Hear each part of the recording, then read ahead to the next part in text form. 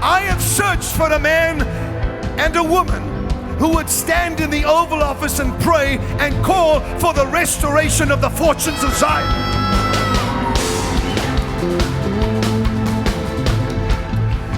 I have looked for a man who would pray for the restoration of the fortunes of Zion. Therefore, if you hear my heart, says the Lord, today, I will take you on a journey. I will first take you to Israel, whom they would give Jerusalem to his enemies. Why would they give half of Jerusalem away? This will not happen, says the Lord. For I will take you on a journey today into Jerusalem, where it shall be prophesied through song by my prophet what I intend doing in Jerusalem and in the United States of America at the same time, says the Lord.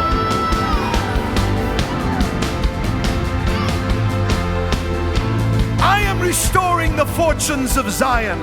I am restoring the fortunes that were the inheritance of my people. I am restoring the fortunes of those that are elect of God and had been stolen from. You shall eat your delicacies again, and your children will no longer be your food.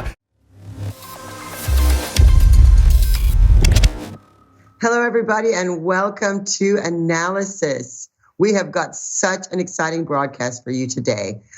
We're watching at what Donald Trump is doing in Gaza and with Israel, and oh my goodness, that conversation with Marco Rubio when he was interviewed this week. And what did my dad prophesy about Israel and America and what God is going to do at the same time? Because we're starting to see those prophecies come to pass as we see unprecedented things happening, especially in Israel. So today I brought Christie Desfontaine, of course, is here with me. And I'm so glad, especially on this topic, to have you here to talk to me about it. And so we are, if you're wondering why I'm in a different place, it's because I'm snowed in and cannot get to the studio. So I'm doing it from home today via computer. And just so excited to share all of this with you today. So thanks for joining me, Christie. And how are you feeling about things? Look, there's a lot going on, Donné. I know what we're going to be looking at today is this prophecy of your dad's about, a word from the Oval Office in restoring Zion. We're going to be looking at, President Trump about Gaza and the hostages. We're going to be looking at more prophecy of your dad. So again, for those of you watching, stay tuned. We're going to be showing you clips of Kim's prophecies throughout the broadcast. One in particular, this prophecy about a leader throttling the enemies of Israel, which is very exciting. Obviously, we're going to be looking at J.D. Vance's stance in Europe and also what Marco Rubio had to say on Face the Nation. So there's a lot going on. And obviously from an extra perspective, which is something Doobie and I covered on Israel Update, is just the hostage situation in Israel is horrifying. And we're going to look at that. And that's something we're going to be talking about alongside a bunch of prophecies of your dad's. But I know that there's something that we want to kind of go straight into, Donné, I believe, about one of your dad's prophecies, which was from that day, that special, magnificent day. February 22nd, 2014.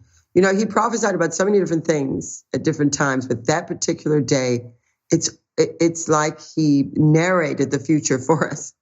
And it is quite remarkable. And when you go back and you watch these prophecies again, you start to see the things that didn't make sense, or maybe you just missed it.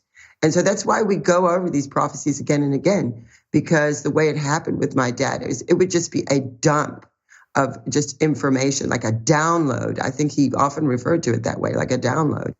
And, what he saw on February 22nd, 2014 in regards to Israel is so relevant right now, because not only did he prophesy about what would happen in America and God giving a president who would restore the fortunes of Zion. Very interesting. He used the word Zion, considering that people who are opposed to Israel will call us Zionists in a derogatory way. Yes. And it's interesting even that my dad used the word Zion in the prophecy.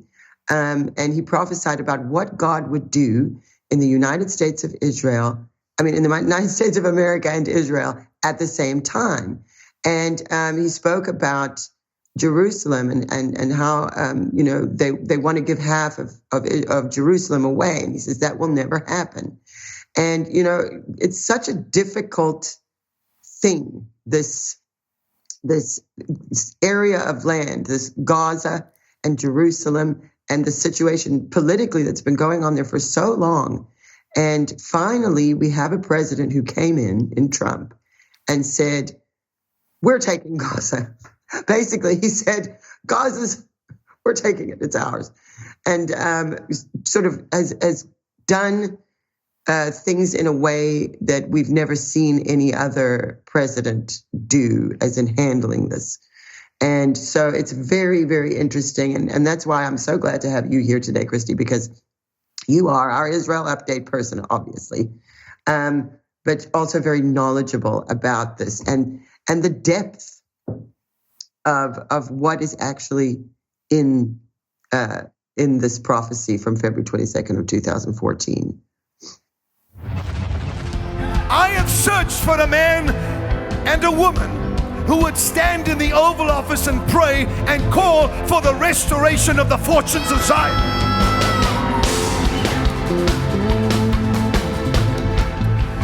I have looked for a man who would pray for the restoration of the fortunes of Zion.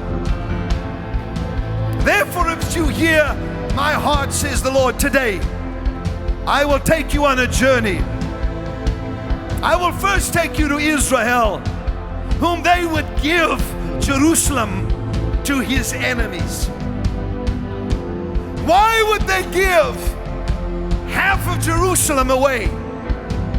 This will not happen, says the Lord. For I will take you on a journey today into Jerusalem, where it shall be prophesied through song by my prophet what I intend doing in Jerusalem and in the United States of America at the same time, says the Lord.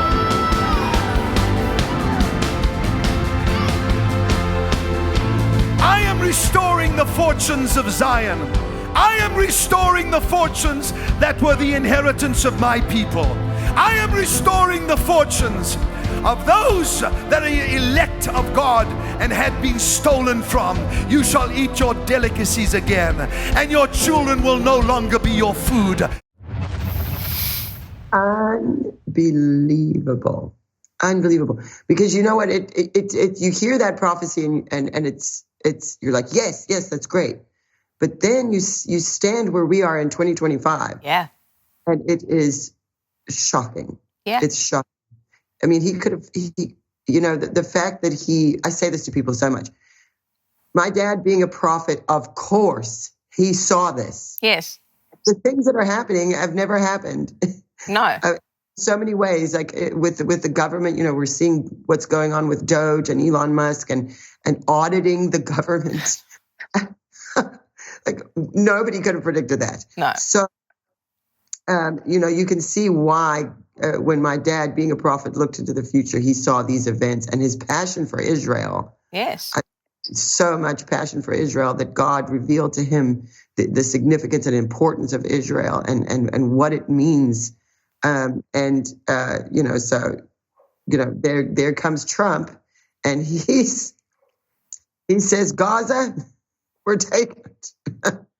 And you look at this, Donné, and the prophecy kind of hinting at this American leader, like praying for Israel and preventing parts of Jerusalem from being surrendered. And so we look at that now. What we're doing with this analysis is we're looking at how some of the latest news could align with that. You look at the prophecy from ages ago and now look at the current news, and there's this dovetail of what's happening. And, some of the key points regarding President Trump and what he had to say, and we are going to play a clip of this, but, President Trump is envisioning Gaza as a prime site for a U.S.-led real estate development if peace is established. And what he's not saying, that America's coming in to take over full time. What he's saying is we're going to take control of it for a period of time, dismantle all of the tunnels, absolutely decimate the infrastructural possibilities of terrorism. Get rid of every single tunnel, every single thing that has been utilized to cause absolute havoc and destruction on the nation of Israel. And he's saying there's economic potential here that can unlock stability, and that could very easily be part of the fortunes of Zion. And, obviously there's critics that are going to question the feasibility of it. They're going to talk about the conflict, and obviously, but the point is that this proposal is intriguing because they've tried everything else and nothing has worked. Nobody else has thought this far outside the box and said, this is what we're going to do. But I'm looking at it, Doobie and I were both going, what? This is unbelievable. But I do, from what I'm seeing, I do think it would, if it was in any other context other than Israel, because everybody freaks out about Israel, if this was being offered as a solution to any other region, it would be like, wow, this is amazing. This could be completely life-changing, history-changing, region-changing. It could shift the way geopolitics is forever. And anyway, I've now ranted about that, but I think let's go to this clip. It's a really quick little clip about what Trump himself was actually saying, and then we'll come back and talk about that. So let's go to the Trump clip now. Well, I think Jordan and Egypt will, I know they've spoken about it with you, and they say they're not going to accept. I say they will. But I think other countries will accept also. I think that Gaza maybe is a demolition site right now. If you look at Gaza, it's all, there's hardly a building standing, and the ones that are going to collapse. You can't live in Gaza right now, and I think we need another location. I think it should be a location that's going to make people happy. You look over the decades, it's all death in Gaza. This has been happening for years. It's all death. If we can get a beautiful area to resettle people permanently in nice homes and where they can be happy and not be shot, not be killed, not be knifed to death like what's happening in Gaza. And right now you have in Gaza a very dangerous situation in terms of explosives all over the place, in terms of tunnels that nobody knows who's in the tunnel. The whole thing is a mess. I don't think people should be going back to Gaza. I think that Gaza has been very unlucky for them. They've lived like hell. They lived like you're living in hell. Gaza is not a place for people to be living. And the only reason they want to go back, and I believe this strongly, is because they have no alternative. What's the alternative? Go where? There's no other alternative. If they had an alternative, they'd much rather not go back to Gaza and live in a beautiful alternative that's safe. Would Palestinians have the right to return to Gaza if they left while the rebuilding was happening? It would be my hope that we could do something really nice, really good, where they wouldn't want to return. Why would they want to return? The place has been hell. It's been one of the meanest, toughest places on earth. And right now, I've seen every picture from every angle, better than if I were there. And nobody can live there. You can't live there. So if we can build them through massive amounts of money supplied by other people, very rich nations, and they're willing to supply it.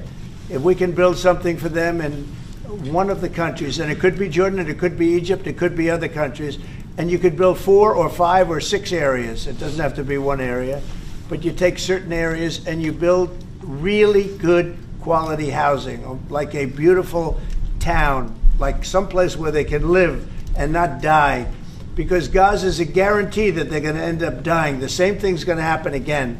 It's happened over and over again, and it's going to happen again as sure as you're standing there, Peter. So I hope that we could do something where they wouldn't want to go back. Who would want to go back? They've experienced nothing but death and destruction.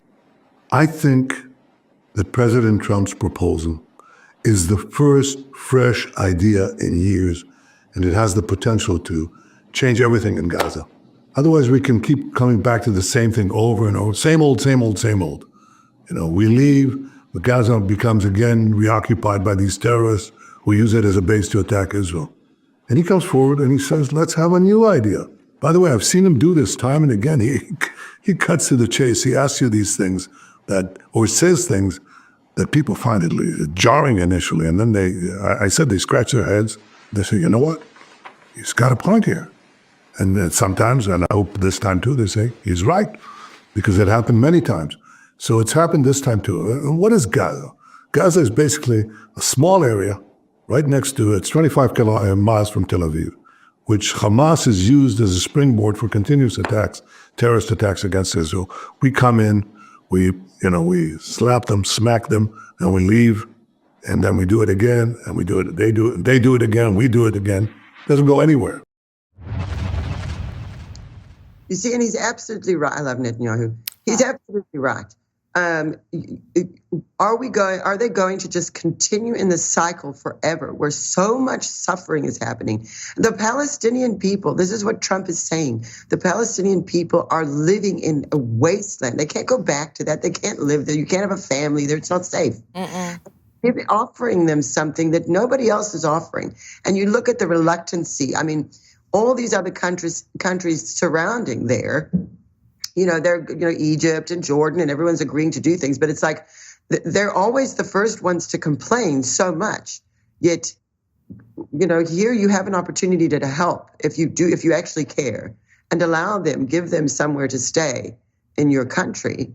And again, I've not heard a plan like this before for this situation. And it's not bad. I mean, he's saying, look, we're not taking it away from you. We're going to... No, they're rebuilding. Yeah, rebuild it. And this guy Donald Trump is a real estate guy. Of course, he's going to think that way. But that's beneficial to everyone. It's beneficial to everybody except Hamas, Donné. And it's beneficial to everybody except for those that hate Israel.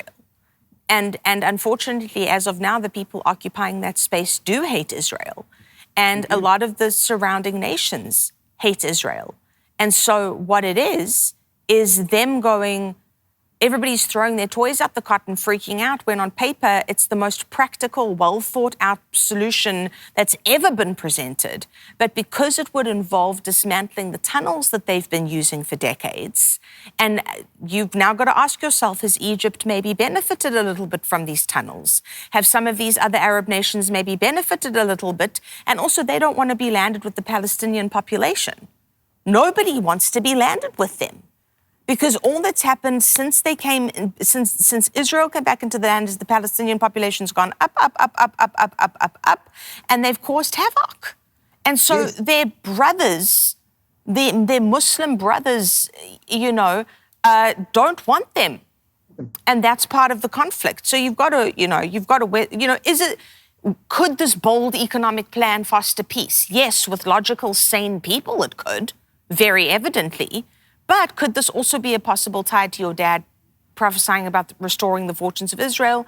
Yes, maybe this is going to be something completely unprecedented that we've never seen before. And, something else, Donné, that obviously President Trump touched on and that we want to play a clip of him talking about was the horrors of seeing the hostages released. I was about to say, because the problem is that no matter what is offered to them, their hatred for Israel and their hatred for the Jews is more than their desire to have a nice life. Yes.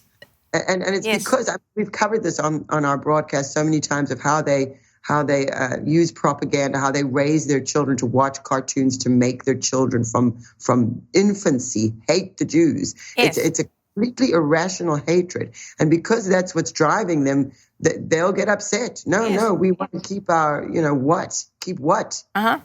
Because Hamas is a terror organization, and they have not taken care of the Palestinian people. The Jews have taken care of the Palestinian people. Yes, they have. If you remember when they cut off the water and the Wi-Fi, the stuff Israel was providing. Yes. Hamas was supposed to be doing that, but they're too busy bombing and building tunnels. They're lunatics. Yes, they are. What happened on October 7th? I'm sorry. It's unacceptable to me. And that's exactly what you were just referencing with Trump and what he said about the hostages, because once we're seeing these hostages released, I'm thinking about my dad prophesying about the Fourth Reich. Yes, of course. And the rise of the Fourth Reich and how things were taken care of. And then you see these images of these hostages, and they look like Holocaust survivors, and we notice it, and so did Trump. And so I think we have... we do. We have a clip. Let's play that clip of Trump. He noticed. Hamas has been a disaster. And by the way, I have to tell you that I watched the hostages come back today, and they look like Holocaust survivors. They were in horrible condition. They were emaciated. It looked like many years ago, the Holocaust survivors. And I don't know how much longer we can take that. When I watch that, I know we have a deal where we're supposed to they dribble in and keep dribbling in, but they are in really bad shape. They have been treated brutally, horribly. Even the ones that came out earlier, they were in a little bit better shape, but mentally they were treated so badly. Who could take that? I mean, Donné, the fact that we saw this, the fact that we're looking at people who are coming out genuinely looking like they just came out of a concentration camp. This is what my dad saw. In 2025. You remember my dad Yes. standing Yes. in France, Yes. in Holland, and saying, Fourth Reich, Fourth Reich. He Yes. sent me on a trip in 2012 to Auschwitz. Yes. He wanted to see with my own eyes and stand in that place. And now I can understand prophetically why he did that. Yes. Because here I am doing these broadcasts. This is how prophetic my dad was. At that time, I wasn't doing broadcasts. I worked in the back for the ministry. Nobody ever saw me. Yeah. But God knew the position that I was going to be in the future. And he knew how important it would be for me to understand what actually happened there. Because, we grow up learning about World War II and Yes, reading. all the things. But actually standing in the concentration camp will change your life. I never want to go back. I'm really glad I went the one time, but I will never go back there because the horror of it has stayed in my soul. Yes. And when I look at those hostages released, and I'm just finding out what happened on October 7th, in this day and age, it's shocking. It's shocking. We'll never forget, about the Holocaust. It just seems that you look around and the young people today don't even really know what happened. No, they don't. That's part of the propaganda strategy, is if they don't actually know what happened, it's easy to lie to them. It is. And across the board, we're seeing it all over the place. And, Donné, just thinking about the humanity of these hostages, whether, there was this one 36-year-old Israeli-American, Sagu Dekel-Chen, and was taken captive on October 7th, and he made sure that his pregnant wife and daughters were safe. He was held in Gaza for 498 days, and during these horrendous conditions, he was freed on the 15th of February in a swap. But it was 3 Israeli hostages for 369 Palestinian terrorists. That was the swap for that day. And yes, he was reunited with his wife and daughters at Sheba Medical Center, and we thank God for that. But the tragedy of this is that what we saw this week was that the Bibas family's bodies were returned. And this poor father who was released and has been waiting for over a year to find out what happened to his 2 little children and his wife, the slain bodies were brought back to Israel. And it's a horror and a shock.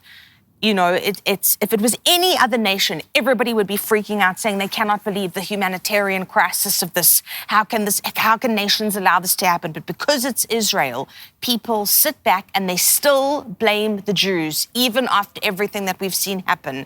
And there is a prophecy that we're going to go into. But before we go into that, because this is, again, Kim bringing hope and seeing into the time that we're in now. But before we do that, I just want to encourage you. I know that this is what I do every week, but it's because I really believe in the power, because I saw it in Kim. I saw it in Kim's life. I saw it in this ministry. There is a power in sowing your seed into fertile soil, and there is a power in choosing willfully and cheerfully to bring our offering to God. And so in the face of all this devastation, in the face of all of this horror, whatever it is that we're seeing all around us. On the one hand, we're seeing President Trump in here and good things happening. We're also seeing this devastation in Israel. I'm encouraging you, sow as we watch this prophecy of Kim's we're about to go into, I'm encouraging you, allow your heart to be stirred, allow your faith to be stirred. You can click that red link while you're watching. You can text your gift. Whatever it is that you do, just do something. Don't be static. Do something. Bring your offering to God. And again, we do this to say, God, I know that I need you more than I need anything else. So for the people of Israel, so for the prosperity and peace of the United States of America. Pray, trust God for your families, your friends, those around you, everybody that you love, every need that you have. God is able to meet you where you're at.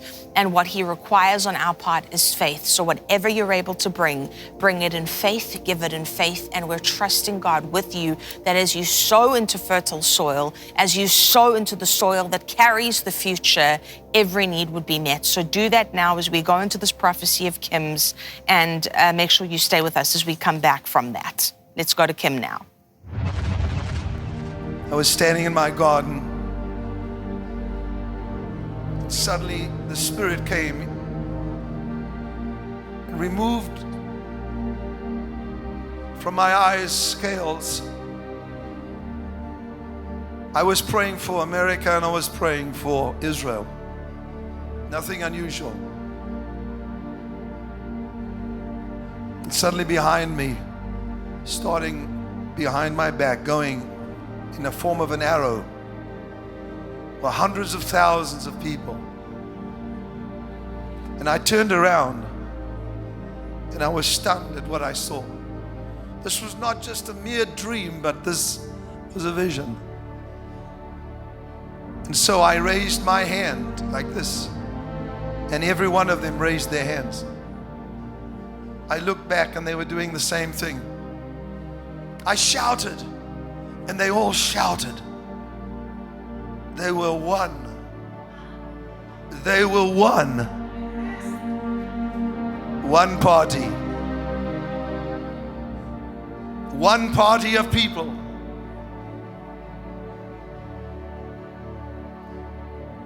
It continued until I realized that the unity of these, amongst them stood one that God had set aside to be the leader of this nation.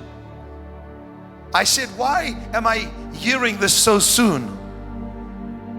Surely you would show me a little bit of it closer to the time.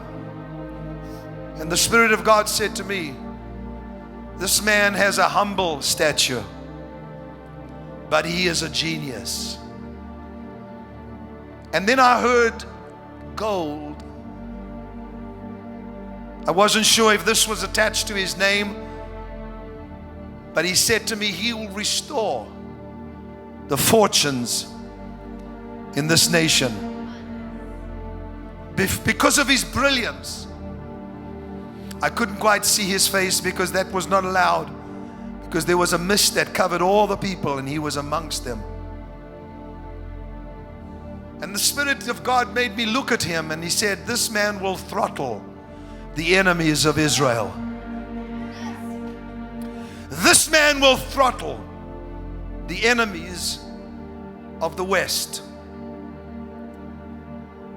And there are highly embarrassing moments that are about to occur for many, many politicians in this nation. There will be a shaking amongst the Democrats in the upcoming elections, but unsettling for the Republicans. Why is God doing this? For God said, I am dissatisfied with what emerges from both parties. Incredible. That is just so incredible. Throttle the enemies of Israel and throttle the enemies of the West. Yes. So that is, we are watching Trump, and you can just see the way he's handling this is he's bringing in not just in that region, but every country that he's dealing with, he is just not letting them get away with anything. We're seeing it the way he's dealing with Europe, the way he's dealing with the tariffs. I mean, we just the way he handled Canada and Mexico with the border issue, it was solved immediately. People were, throwing their toys out of the cot and shouting and shouting. And as soon as they got on the phone with Trump, everything changed immediately. So he is a boss. He is very confrontational, and he does not take nonsense. And he will address the issue and come up with a solution. And that's the kind of person we really needed in a position of authority right now, and especially as president. I've never seen anything like it. I mean, I've never seen anything moving so quickly. We're used to dealing with government that is slow, and things take so long you forget about it, and that's what they hope you're going to do. And the whole time they've been robbing us blind. So God is not going to allow it, because the level of suffering that's happening, particularly this it's rising up again, this anti-Semitism, and the way that it's come about has been so strange. Because on one hand, they'll shout that you're an anti-Semite or you're a Nazi, but then they behave like and blame the Jews for everything and take the side of the Palestinians always. And, of course, we don't want anyone suffering in the world, but this situation, it has to be dealt with. And it is so obvious and so demonic, the hatred for the Jews. Yes. And the way that they have very cunningly dealt with the youth. Yes. Don't know the history. Yes. So make sure that they don't know the actual story properly. Then they can fill it in with whatever they want. Yes. And I saw, someone that my dad really liked, who he didn't prophesy about, but he really liked him, was Marco Rubio. Yes. And I remember just, being around Dad, and my mother also told me this, is that, oh, no, he liked Marco Rubio. And he would just say, oh, I like him. He liked. And then you look at what Marco Rubio's been doing, and it's quite interesting. I mean, Christie, do you? There's a clip we're actually going to play of Marco Rubio on Face the Nation, but you really see this kind of common approach to Gaza when you see the perspective of Marco Rubio and Benjamin Netanyahu, and they both turn their focus to Iran as a major threat, which is obvious to anybody with functional brain cells. They look at possible deeper, U.S. and Israel security ties. Now, you mentioned, as we came out of that last clip of your dad's, about throttling the enemies of Israel, and I think this could align with your dad's prophecy about that, particularly regarding the Iranian influence. So this is something, like you said, your dad liked Marco Rubio. We saw this, he did a fantastic job, I think. And so there's a little clip that we want to play now of Marco Rubio on Face the Nation. So stay with us for this now. Well, he was standing in a country where free speech was weaponized to conduct a genocide. And he met with the head of a political party that has far-right views and some historic ties to extreme groups. The context of that was changing the tone of it. And that the censorship was specifically about the right. No, I have to disagree with you. Free speech was not used to conduct a genocide. The genocide was conducted by an authoritarian Nazi regime that happened to also be genocidal because they hated Jews and they hated minorities and they hated those that they had a list of people they hated, but primarily the Jews. There was no free speech in Nazi Germany. There was none. There was also no opposition in Nazi Germany. They were a sole and only party that governed that country. So that's not an accurate reflection of history. I also think it's wrong. Again, I go back to the point of his speech. Okay, the point of his speech was basically that there is an erosion in free speech and intolerance for opposing points of view within Europe, and that's of concern because that is eroding. That's not an erosion of your military capabilities. That's not an erosion of your economic standing. That's an erosion of the actual values that bind us together in this transatlantic union that everybody talks about. And I think allies and friends and partners that have worked together now for 80 years should be able to speak frankly to one another in open forums without being offended, insulted, or upset. Very strong. I mean, he handled her. But how embarrassing for her. I mean, surely she knows what she's saying isn't true. I don't know, Donné. I don't know with a lot of them, to be honest. I don't know. Deduce that that what happened with Nazi Germany in World War II had anything to do with free speech. No, I mean, it's It's obscene. ludicrous. That's crazy talk. Yes, it's brainwashing talk. That anybody, I will never be able to look at that woman the same. I mean, she's either evil and lying or she's a complete idiot. Well, this is the problem too. You see the brainwashing, and we see here what Marco Rubio said. I love it. He's strong, he's clear. And the other person that's doing an amazing job right now is J.D. Vance. We see him, what he was saying about Germany. He was slamming these German prosecutors. He was calling it an Orwellian approach to criminalizing speech, which is true, referencing 1984. He warned that this could strain, U.S. and Europe relations. And he was flagging censorship versus free speech issues. And again, what he was saying is aligning with what Marco Rubio is saying. And the thing that I'm just appreciating is that people are making sense again. Whether you look at the press secretary, whether you look at these various people in government, when they're speaking about these issues that are critical, they're making sense. Isn't that magnificent, Donné? After the 4 years that we just had. Sense. There's sense being spoken that you can actually perceive and understand. It's phenomenal.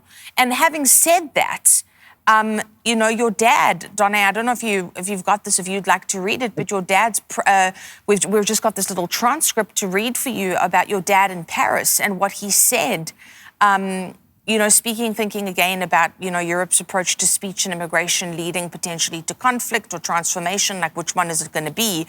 But I know your dad prophesied about this, so I'll, if you've got that there and would like to read that.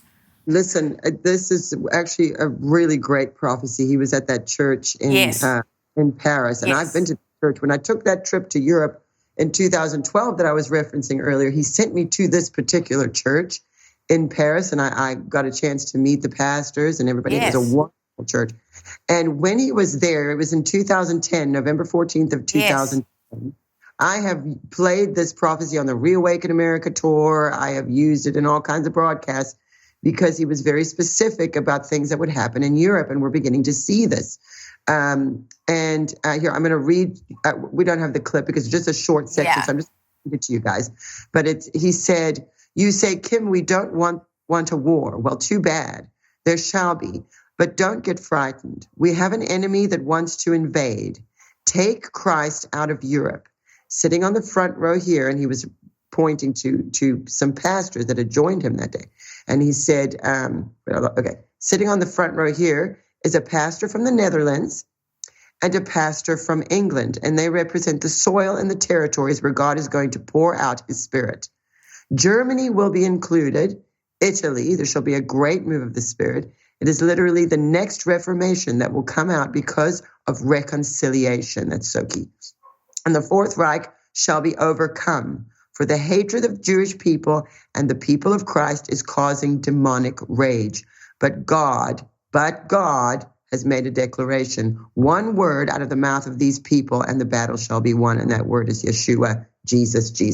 So what's so interesting here is we see this very obvious attack on Christians and Jews. More Jews than Christians, but we're seeing it from both. And you see Europe's position. And so when J.D. Vance, it was actually incredible what happened. When J.D. Vance went in there and confronted them the way he did, he was actually confronting a spirit. And this is what I realized, because you see the reaction of the people. I mean, people are weeping. The Polish, I don't know, someone's husband from Poland who's in power, they were weeping over there. I mean, they couldn't handle it being spoken to that way. How dare he speak? But you know what? It wasn't just, he needed to confront these issues to Europe, who no one has bothered to do this, and it needed to happen. But there was a spiritual element to what was going on there, and he addressed that demonic rage, as my dad called it. But he addressed that spirit directly and called it out publicly. And so that you'll see them throwing their little tantrums over there in Europe. But definitely there's definitely a spiritual thing going on, and it was just beautiful to see. And not to mention that my dad, he did specifically prophesy about these countries, particularly Germany, a number of times. And I love what he said about Italy, because we're seeing that kind of fall into place in Italy, and we're watching. And so really we're praying for Europe, because it's just terrible, the things that are happening there, and how deceived the people are. And, the waking up that has happened in America is now spreading over to Europe. And that's always how it goes. It happens in America first nowadays, and then the rest of the world follows. Well, Europe, Europe is key in being part of waking up to that, and maybe even redefining who they are.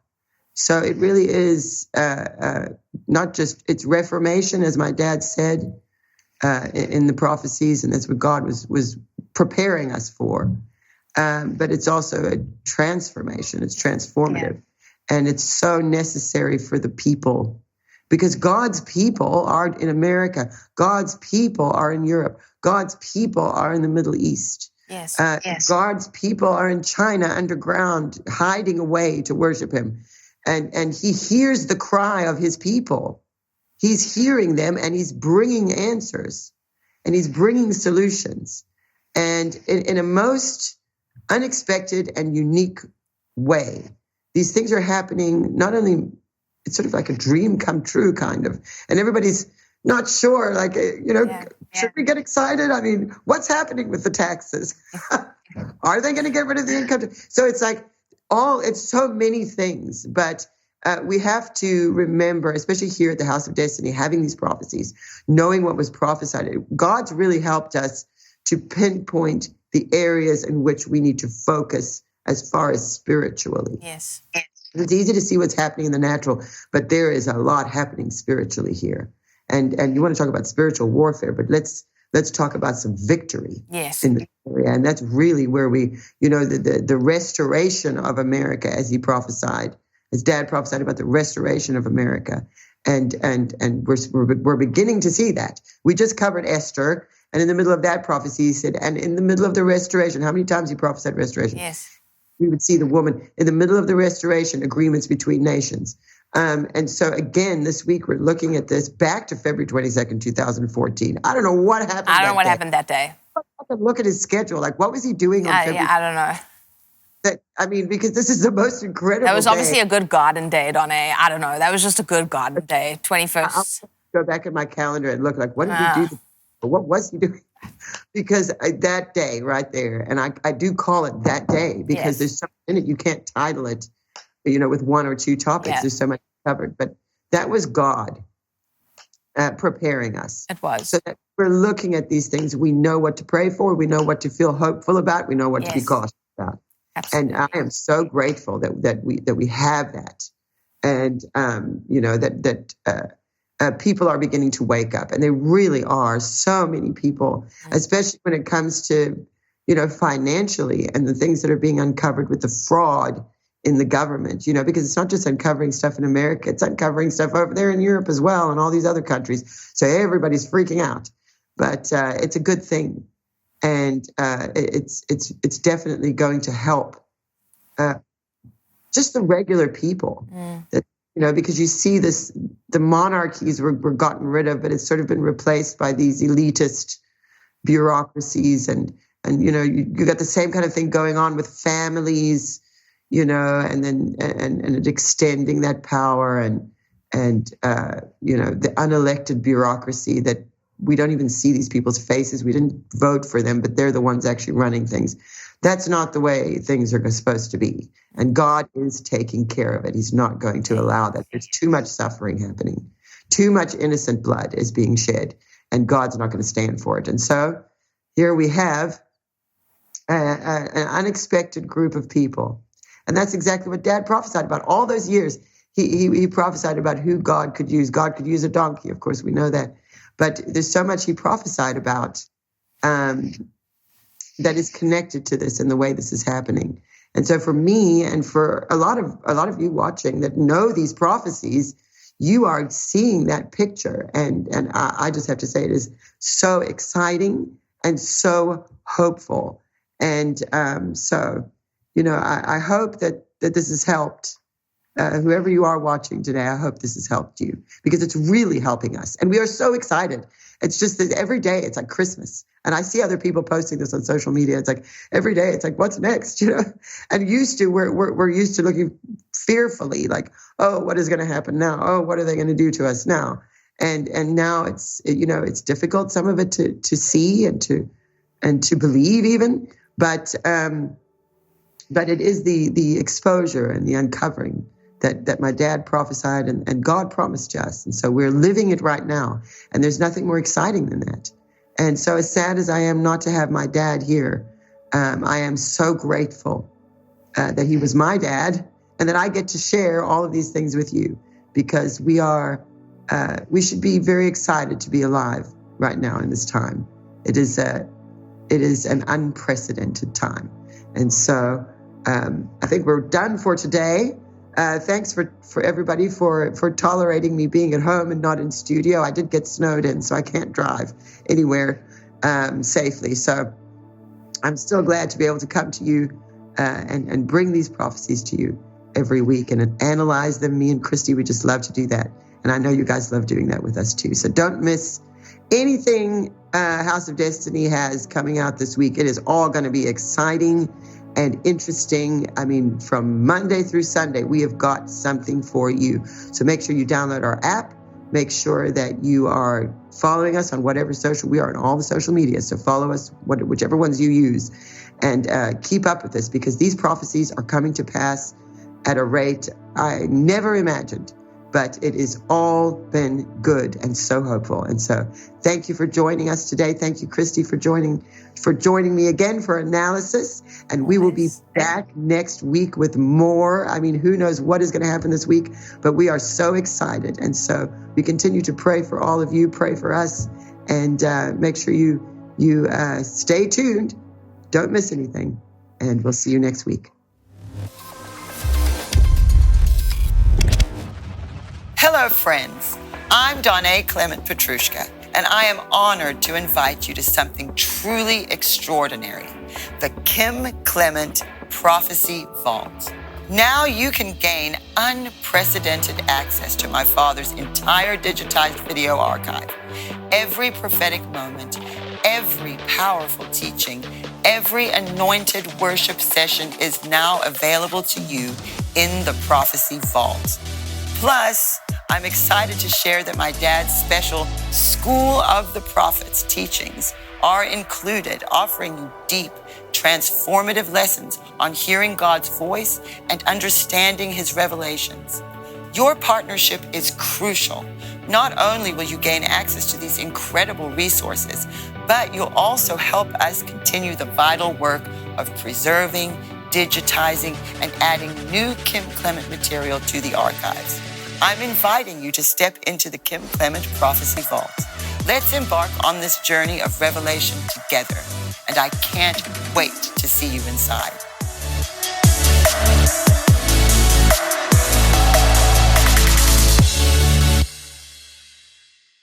Prayer is very important. And you know what prayer is to me? It's just spending time with God.